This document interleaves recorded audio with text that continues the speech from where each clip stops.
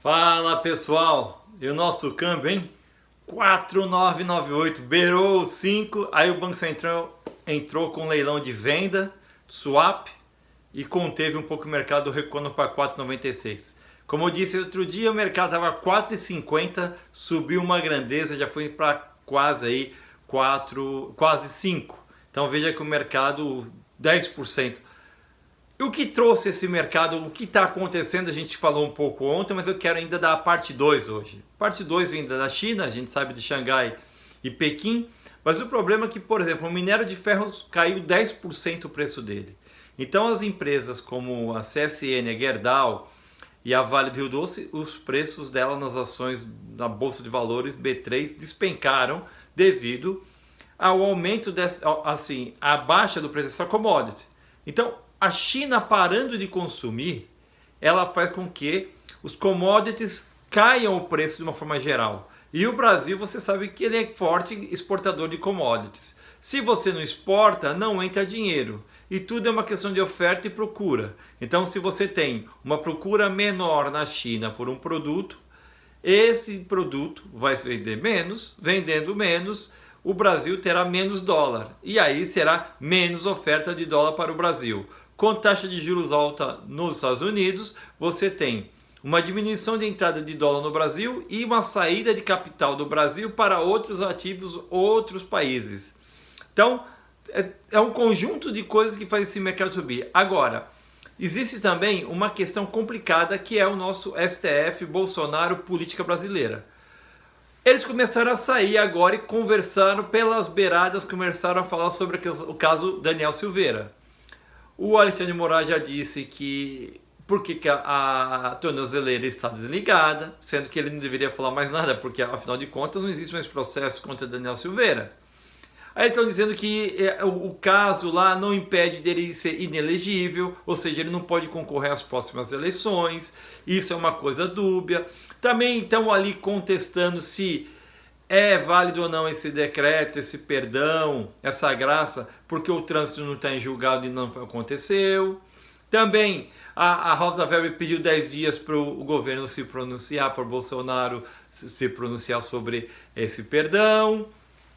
E aí tem todo esse... começa a vir já uma manifestação. Hoje tem um almoço aniversário do Fux, que vai reunir os ministros para bater um papo. E na verdade, pessoal, com a devida vênia, esse pessoal parece mais um partido político. Olha o que disse o Barroso. Ele disse numa reunião, num evento online com a faculdade lá da Alemanha, ou seja, fora do Brasil e no exterior, que as Forças Armadas estão sendo orientadas a atacar as urnas. E isso já deu um problemão. Isso foi há 2 dias. Os generais já saíram que ele cometeu um crime, que ele não pode falar assim, que as Forças Armadas não estão subordinadas a esse governo. Ou seja, o Bolsonaro vai passar. O Barroso tem quantos anos? Eu não sei. 70, 65? Quanto tempo vai... O Barroso vai ficar mais um tempinho e cai fora. As Forças Armadas vão permanecer. A Forças Armadas, eu acredito que é a mais antiga das instituições brasileiras, que gosta de credibilidade. Aí você vai lá e questiona, dizendo, olha, a Força Armada diz que vai desacreditar a urna como se ela fosse um partido anexo ao quintalzinho do Bolsonaro. O Bolsonaro é um presidente que amanhã não está mais aí, caiu fora. E o pessoal está nessa. Mas veja qual é a intenção do ministro do STF dizer isso. Atacar, de certa forma, as Forças Armadas é tentar minimizar, é tentar puxar para o seu lado, mas isso não é uma atitude de alguém do judiciário, né? Mas ele está ali, dando palestra, falando, e como um político. O problema é que o TSE não existe nada parecido com o TSE nos outros lugares do mundo que tem eleição democrática. Mas no Brasil o TSE regula, mas são as mesmas pessoas do STF, que deveriam ser outros. Então, enfim, nem deveria existir. E aí fica assim a briga. E agora? Como é que fica? Pensando, o Alexandre de Moraes será o chefe do TSE no período das eleições. Ele é totalmente... se coloca contra, não é a favor, é contra o governo. que está disputando as eleições. Veja que é complicado. O vice de uma chapa que está surgindo aí é amigo dele, é o cara que andou com ele todo o tempo. Então, é muito difícil essa questão política judicial.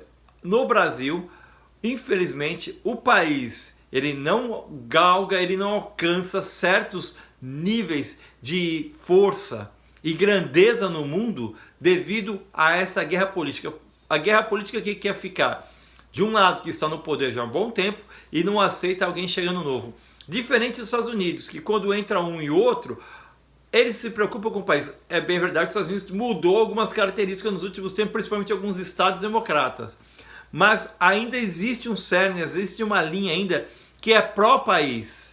E lá eles dizem que são pró-país, que está a favor da democracia, mas na verdade você vê que os interesses são dos amigos, da patota, do amiguinho ali, né? Então, com a devida vênia, né, que esse pessoal saia, né, vista a toga e saia do palanque e vá ali trabalhar com o que já está legislado, não criar uma nova legislatura. Então,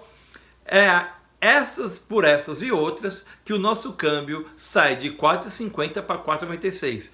Se não bastasse tudo que acontece no mundo, escassez de produto e os commodities que agora indicam que podem cair, o risco todo, desemprego e inflação chegando, juros altos, você tem a questão política no Brasil que, digamos, não está no seu pior nível. Dizem que é o momento mais tenso, mas eu sinto que a cada momento nós vamos chegando mais próximo das eleições e que mostra que o Bolsonaro tem grande chance de levar isso, porque a gente vê a população forte com ele, o Lula caminhando assim, meio que girando sem conseguir efeito nenhum, Moro ninguém consegue avançar. Parece-me que o partido na disputa é um partido que usa toga. Se inscreva no nosso canal, siga o nosso dia a dia. Valeu!